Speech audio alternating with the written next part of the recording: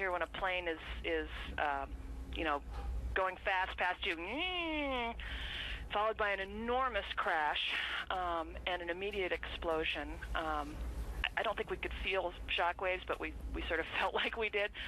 And we were in a position where we could see the Trade Center almost immediately between the other buildings.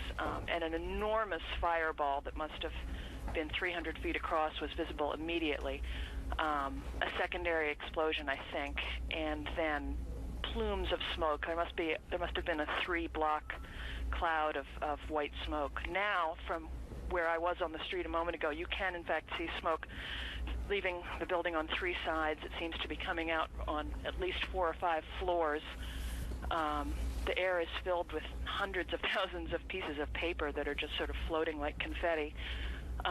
The area is swarmed with emergency vehicles and sirens. Obviously, we're very sensitive to this kind of thing in this neighborhood. Elliot, have you, of course, because of the incident that occurred in the early 1990s, have you seen any evidence, Elliot, of people being taken out of the building? You say that emergency vehicles are there, understandably so, but of course the major concern is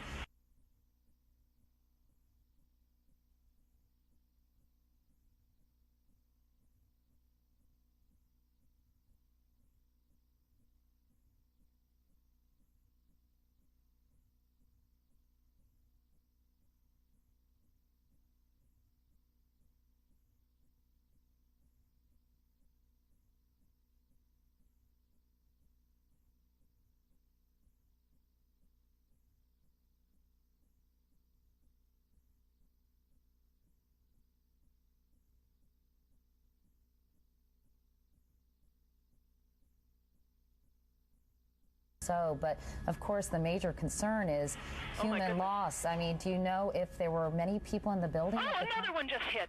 Something else just hit. A very large plane just flew directly over my building, and there's been another collision. Can you see it? I can see it on the shot. Oh my! Something else has You know what? and We that just looked more saw like a plane circling the building. It is in the other building. We just saw a plane circling the building a second ago on the shot right before that. I think there may have been another impact. Can you tell? I just heard another very loud bang, and a very large plane that might have been a DC-9 or a 747 just flew past my window, and I think it may have hit the Trade Center again. To be honest, Elliot, I didn't get the impression that it was that big a plane. It looks big from here. I did see a plane go by a second ago, though, and it has now impacted the building. I'm trying to see if it's the different tower.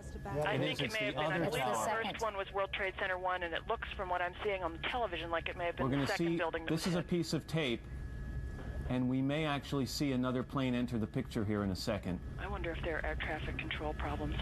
Let's go back to Jennifer Oberstein, who was talking to a second ago. Jennifer, did you see this happen? Hello? Did you just see this happen, Jennifer?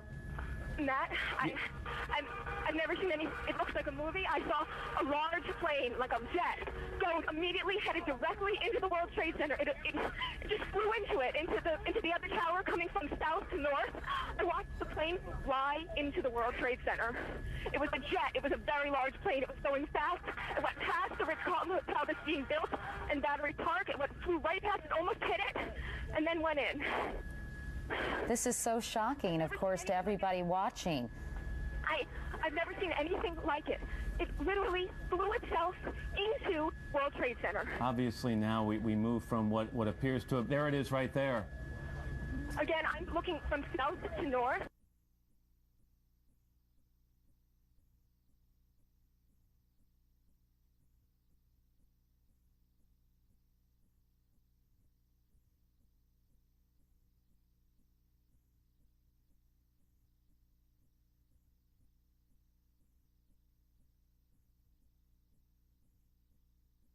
In 27, we saw it a second ago. Here comes the videotape that we just showed you. You will see what appears to be a large plane. It could be a 727 right there, maybe even bigger, flying right into the side of the World Trade Center. It was at least a 727. It was a jet. I couldn't believe my eyes watching it right above me. And now you have to move from talk about a possible accident to talk about something deliberate that has happened here. We're going to immediately check with air traffic control in the area to find out if they had contact with either of these planes before the accident. But what we've just seen is about the most shocking videotape I've ever seen. being down here is incredible. People are... Hallo Gary, wo ist sie? Wir haben sie heute Morgen in ein Flugzeug gesetzt. In den Libanon. Sie wollte dorthin. Schwachsinn. Ist die Waffe wirklich nötig? Wo ist sie? Das Ordnungsprinzip für jede Gesellschaft ist der Krieg. Die Autorität eines Staates über sein Volk beruht auf seiner Kriegsmacht. Heute geht's um Öl, morgen um Wasser. Das sind die Königsdisziplinen des Geschäftemachens. Waffen, Öl und Drogen. Aber wir haben da ein Problem. Interessiert mich ein Scheiß. Friedliche Zeiten sind Gift für uns. Frieden ist gleichbedeutend mit Stillstand. Deshalb stützen wir die Weltwirtschaft künstlich durch Zerstörung. Wir können nur weiterhin Geld machen, wenn die Welt in Flammen steht. Aber damit es funktioniert, dürfen die Menschen das nicht wissen. Wir haben spezielle Auslöser erschaffen. Den Anschlag auf das World Trade Center, den Anschlag auf die Londoner U-Bahn, Massenvernichtungswaffen. Eine Bevölkerung, die in ständiger Furcht vor Terror lebt, stellt keine Fragen. Unser Wunsch nach Krieg wird der Wunsch des Volkes. Es bringt gern Opfer für seine Sicherheit. Sehen Sie? Furcht ist die Rechtfertigung. Furcht ist Kontrolle. Furcht ist bares Geld.